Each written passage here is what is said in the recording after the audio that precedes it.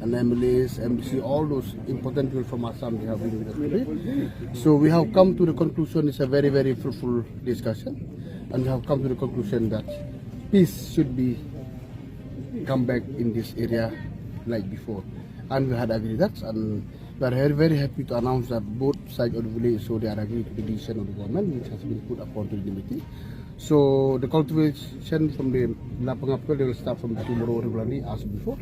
And yes, it seems we have to respect their willing and their idea about the villagers. So they will agree to go for the seasonal crop from both sides, not one should be stopped. So from tomorrow, peace will come back in this area. So I'm very, very thankful to all the officials of the government of Assam, and especially this Council of Cardinals and the official from Meghalaya and also the GHNC.